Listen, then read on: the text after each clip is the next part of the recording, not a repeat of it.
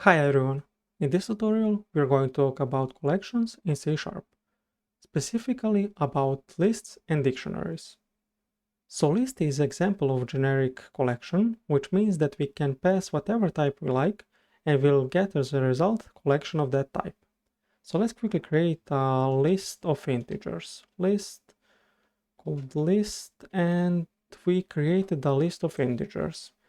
As you can see, we haven't specified the size of the list because there is a built-in feature which will take care of the size of the list. So we don't have to worry about that for now. So how we can add the element to the list? We can say list.add and we can pass whatever integer we like. So let's say we want to add 5 and let's add 15. So how we can access the element of the list? We can access the element pretty much the same as we do for the arrays. So we need to specify the index of the element.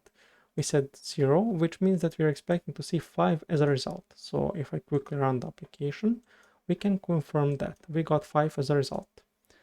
So let's talk about dictionaries. So dictionary, we need to specify the key and the value.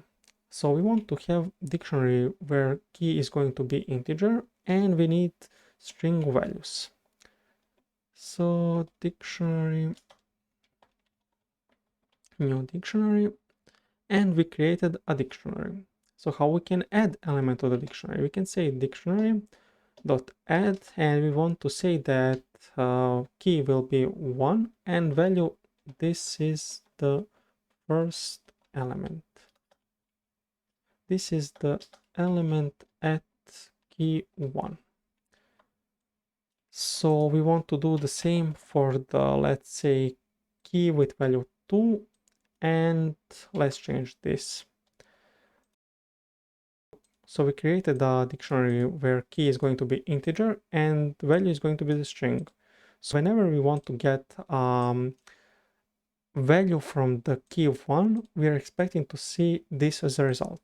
Same goes for the key with value 2. So let's quickly access the value from the first key, from the key with the value 1.